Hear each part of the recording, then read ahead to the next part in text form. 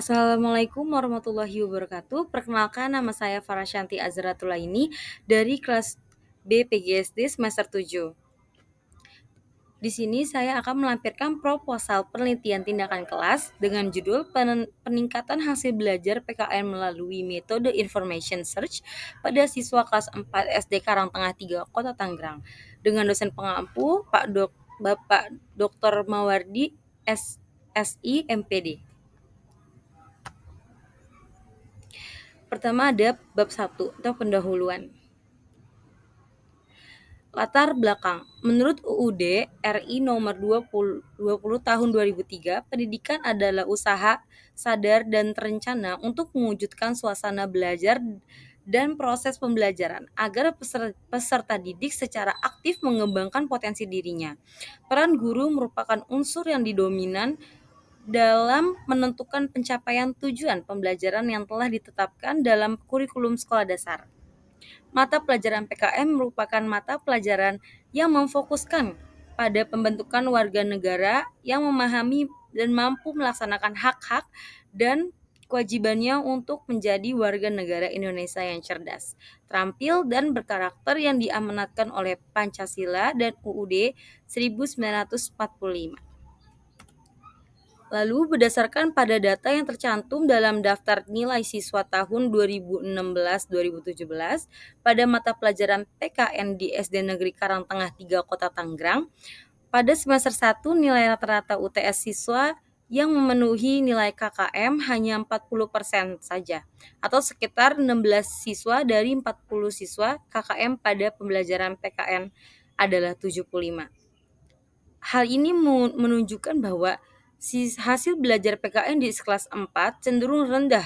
Rendahnya hasil belajar PKN masih didominasi dengan penggunaan metode ceramah dan kegiatan lebih berpusat pada gurunya. Lalu dengan pembelajaran ini diharapkan hasil belajar siswa akan meningkat. Oleh karena itu, pembelajaran di sini tidak hanya guru saja yang menuntut aktif, akan tetapi siswa juga akan belajar mampu menguasai materi yang telah diberikan karena pada proses ini keaktifan siswa lebih dominan. Maka, penulis akan mengadakan penelitian dengan judul Upaya Peningkatan Hasil Belajar PKN tentang globalisasi melalui penggunaan metode pembelajaran information search pada siswa kelas 4 di SD Karangtengah 3 Kota Tangerang. Yang B, ada identifikasi masalah. Pembelajaran masih berpusat pada guru sehingga membuat siswa menjadi pasif dan kegiatan pembelajaran metode pembelajaran belum bervariasi karena kurangnya pemahaman guru terhadap penggunaan strategi belajar yang aktif. Yang C, ada pembatasan masalah.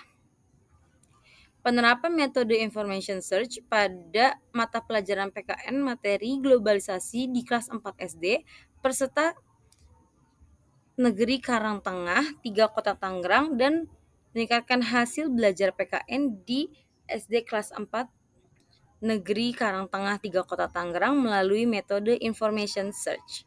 Yang D, perumusan masalah. Bagaimana efektivitas penerapan metode information search pada mata pelajaran PKN? Materi globalisasi di kelas 4 SD Negeri Karangtengah 3 Kota Tangerang, dan bagaimana upaya peningkatan hasil belajar PKN di kelas 4 SD Negeri Karangtengah 3 Kota Tangerang melalui metode information search. Dan yang E itu ada tujuan penelitian. 1. Ada penerapan metode information search pada mata pelajaran PKN materi globalisasi di kelas 4 SD Negeri Karangtengah 3 Kota Tangerang. Yang kedua itu ada meningkatkan hasil belajar PKN di kelas 4 SD Negeri Karangtengah 3 Kota Tangerang melalui information search. F, yaitu ada manfaat penelitian. Yang pertama ada teoristis. Penelitian ini dapat diperluas pada pembelajaran lain dengan menggunakan metode information search terhadap faktor-faktor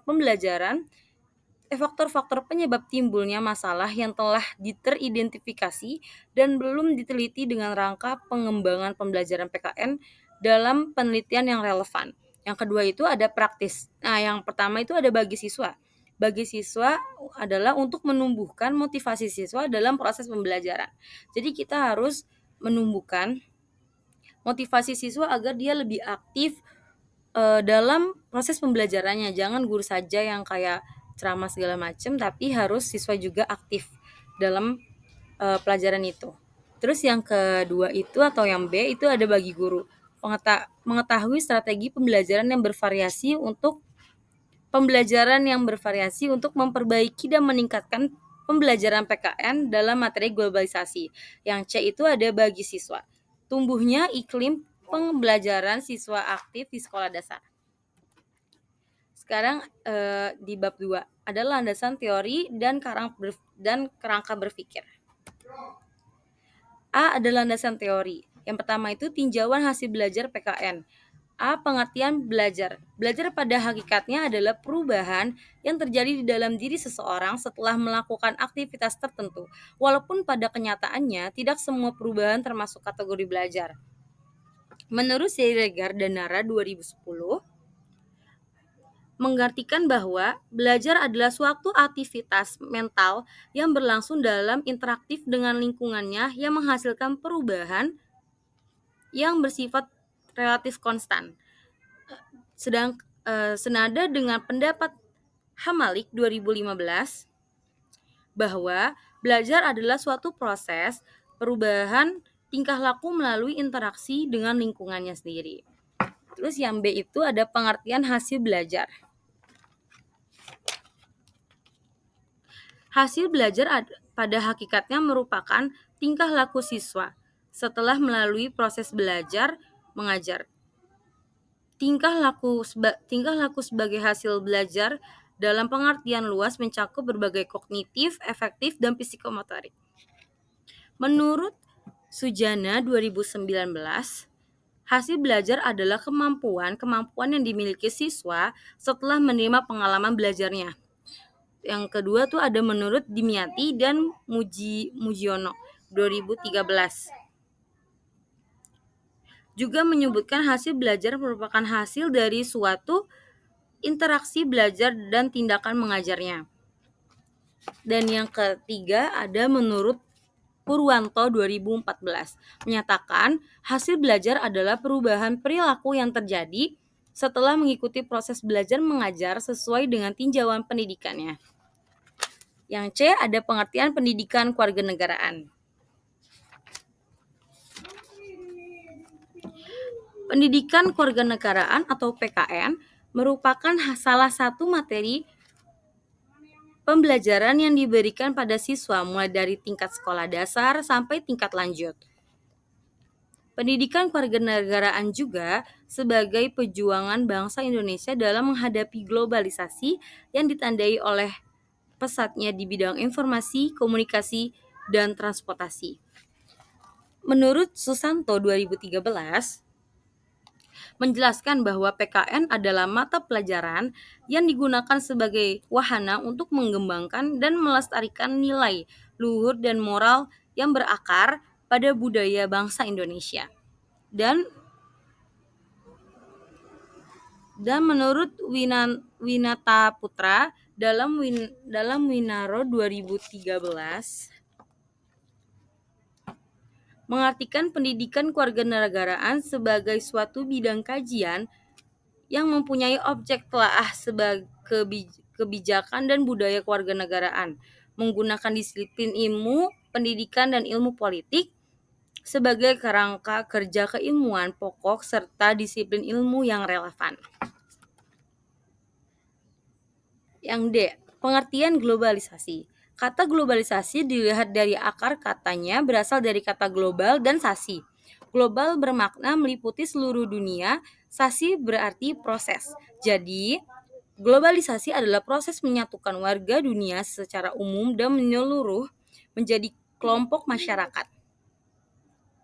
Dalam pengertian yang lebih luas, globalisasi ialah proses menyatukan berbagai macam bidang seperti politik, ekonomi, perdagangan, dan budaya dari negara-negara yang ada di seluruh dunia. D. Pengertian globalisasi.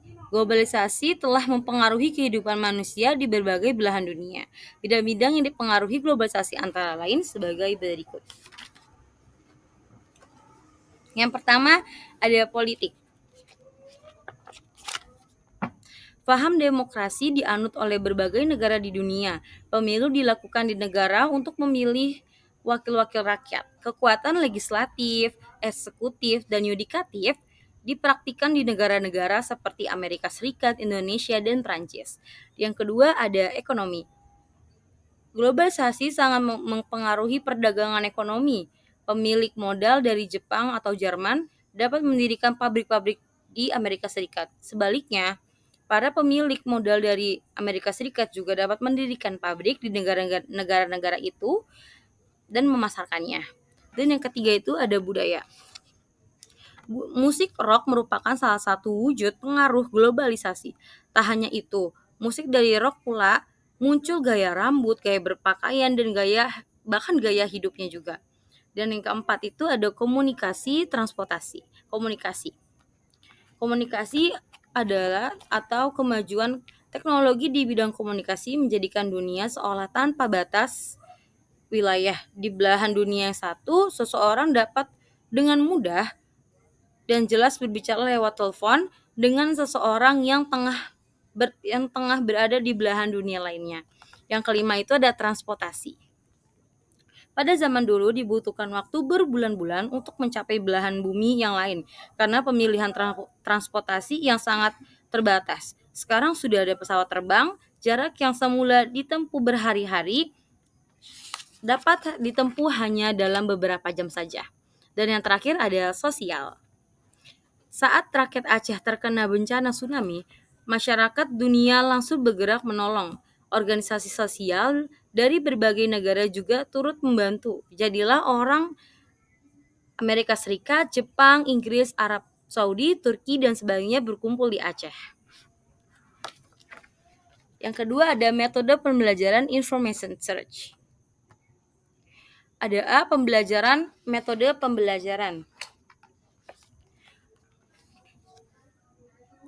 Menurut Hamzah, menjelaskan metode pembelajaran didefinisikan sebagai cara yang digunakan guru dalam menjalankan fungsinya dan merupakan alat untuk mencapai tujuan pembelajaran.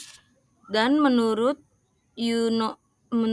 Sunoyo dan Haryanto 2011 mengatakan bahwa metode pembelajaran adalah perencanaan atau prosedur maupun langkah-langkah kegiatan pembelajaran termasuk pilihan cara penilaian yang akan dilaksanakan. Yang B ada metode pembelajaran information search. Metode information search merupakan metode pembelajaran yang menggugah siswa untuk aktif mencari jawaban dengan cara bekerja sama dengan siswa lainnya. Menurut Silberman 2013 menjelaskan metode information search dalam bahasa Indonesianya adalah metode mencari informasi yang mana tujuan dari metode ini dapat mengoperasikan otak dan memacu untuk berpikir dalam mencari jawaban. Terus yang kedua itu ada menurut Zaini DKK 2004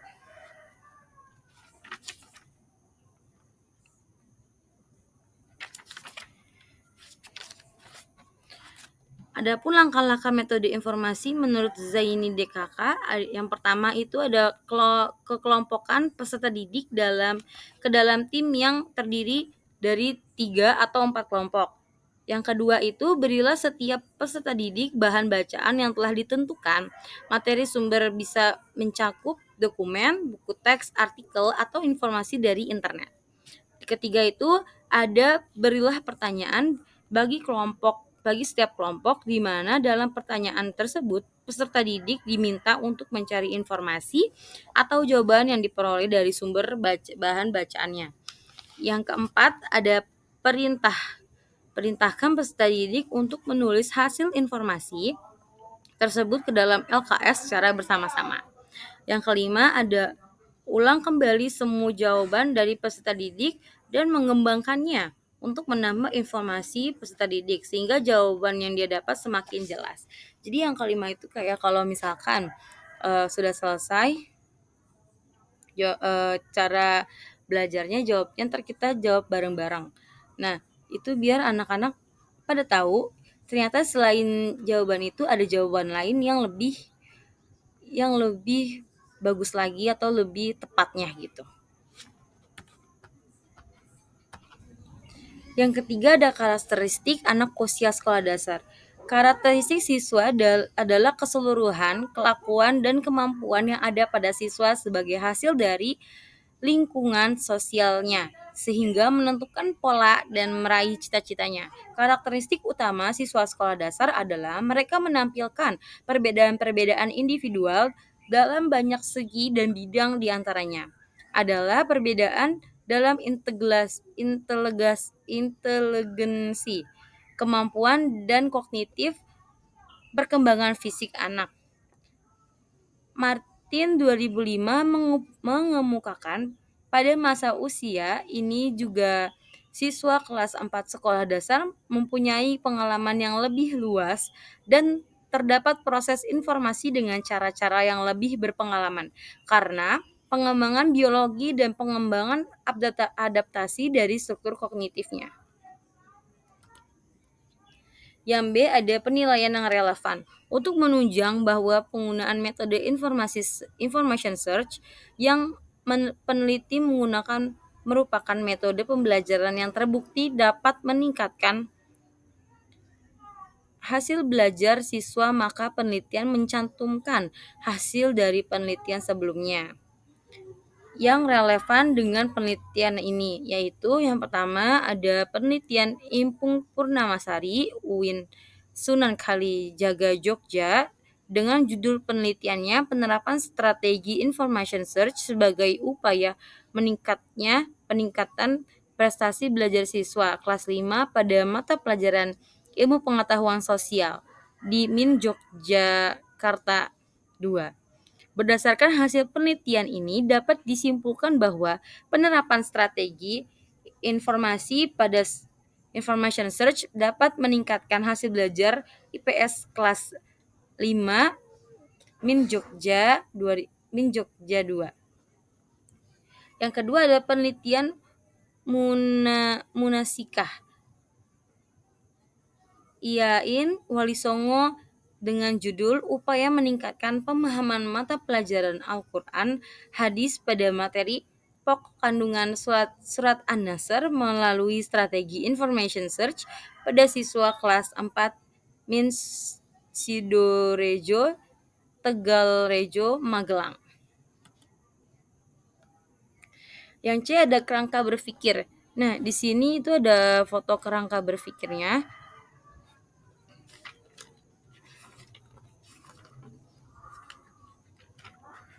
Ada kerangka berpikirnya. Nah, ini dari judul di atas kita bisa dapat melihat ada kondisi saat ini, yaitu metode pembelajaran digunakan metode konvensional. Terus yang kedua ada siswa pasif dalam kegiatan pembelajaran. Yang ketiga ada pendayagunaan sumber pembelajaran belum optimal. Terus yang terakhir ada rendahnya hasil belajar siswa. Nah, terus ada tindakannya. Tindakannya kita itu ada penerapan metode pembelajaran information search. Yang kedua ada meningkatkan aktivitas siswa dalam pembelajaran melalui metode information search di kelas. Dan tujuan atau hasilnya itu ada hasil belajar siswa yang meningkat. D. Hipotesis tindakan. Hipotesis tindakan dalam penelitian ini adalah menggunakan metode information search diduga dapat meningkatkan hasil belajar PKN tentang globalisasi siswa pada siswa kelas 4 SD Karangtengah 3 Kota Tangerang. Bab 3 atau metode penelitian. A. Pendekatan penelitian. Jenis penelitian ini adalah penelitian tindakan kelas PTK. Penelitian ini dilakukan dengan menggunakan model Chemis dan MC Tegart yang pelaksanaan kegiatannya membentuk spirit membentuk spiral yang dimulai dari perencanaan, tindakan, pengamatan, refleksi. Perencanaan kembali merupakan dasar untuk suatu ancang-ancang pemecahan masalah. Yang B ada kehadiran dan peran peneliti di lapangan. Kehadiran peneliti dalam melaksanakan penelitian tindakan kelas atau PTK di sekolah dasar adalah sebagai peneliti dan sekaligus sebagai gurunya. Peneliti dalam hal ini terlebih dahulu membuat perencanaan pembelajaran, kemudian melakukan tindakan, pengamatan, dan refleksinya. Yang C, tempat dan waktu penelitian. Penelitian ini dilakukan di SD Negeri Karangtengah 3 Kota Tangerang. Penelitian ini direncanakan dilakukan pada bulan September 2015 sampai dengan bulan Juni 2016. Secara rinci, waktu penelitian tertera pada tabel berikut ini. D. Penelitian instrumen penelitian.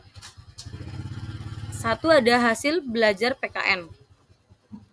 A. Definisi konseptual. Hasil belajar PKN adalah kemampuan-kemampuan yang dimiliki siswa setelah melakukan kegiatan pembelajaran meliputi ranah kognitif, afektif, dan psikomotorik yang dipengaruhi baik dari faktor internal maupun eksternal. Yang B ada definisi operasional. Hasil belajar PKN adalah skor yang mengukur tentang makna globalisasi, menganalisis dampak positif dan negatif terhadap globalisasi diukur dengan aspek pengetahuan C1, pemahaman C2, penerapan C3, dan analisis C4. Dan yang dua itu ada metode information search.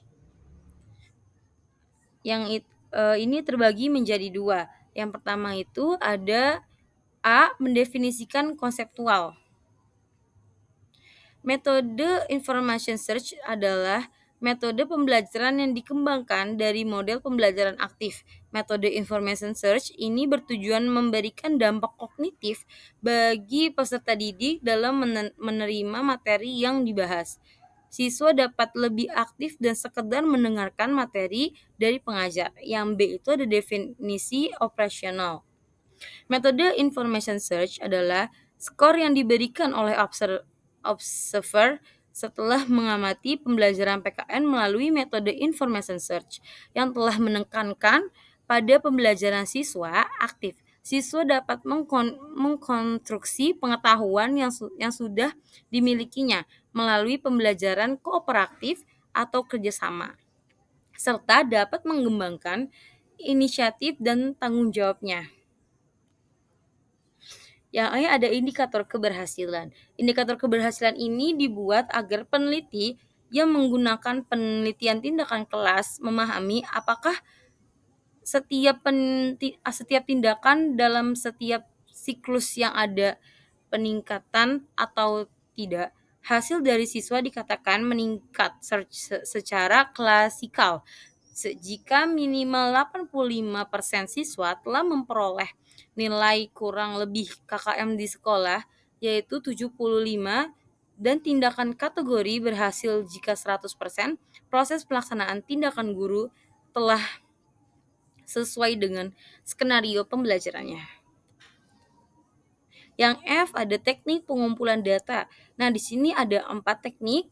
Ada 4 teknik. Yang pertama itu ada tes.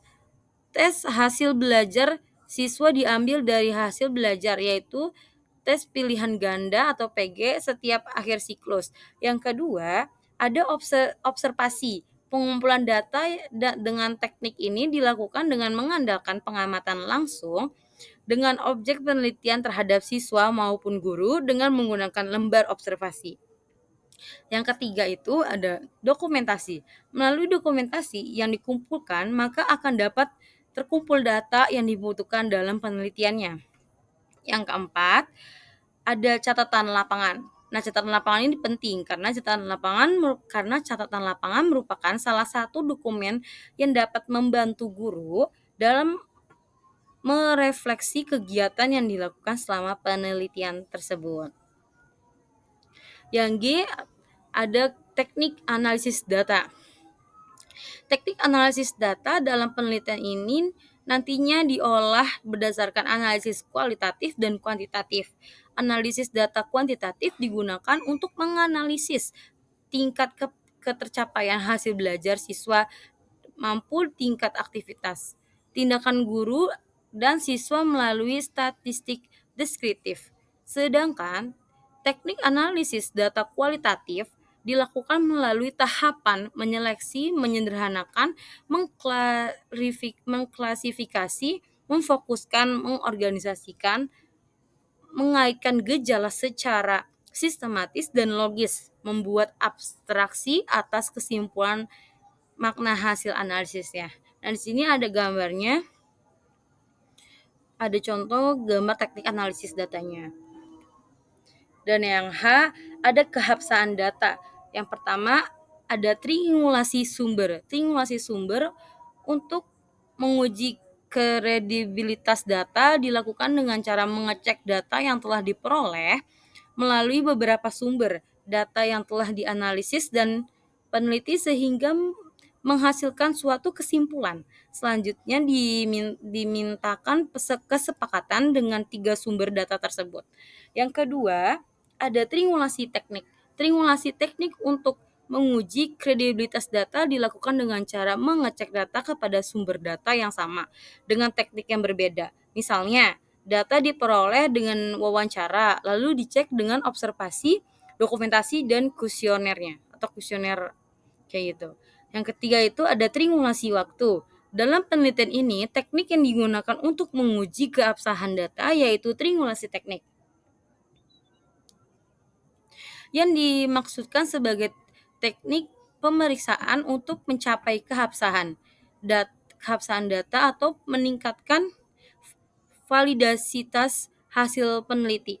Dalam penelitian ini, teknik yang digunakan untuk menguji keabsahan data yaitu catatan lapangan, lembar observasi, dan dokumentasi. Sekian presentasi saya hari ini. Terima kasih. Wassalamualaikum warahmatullahi wabarakatuh.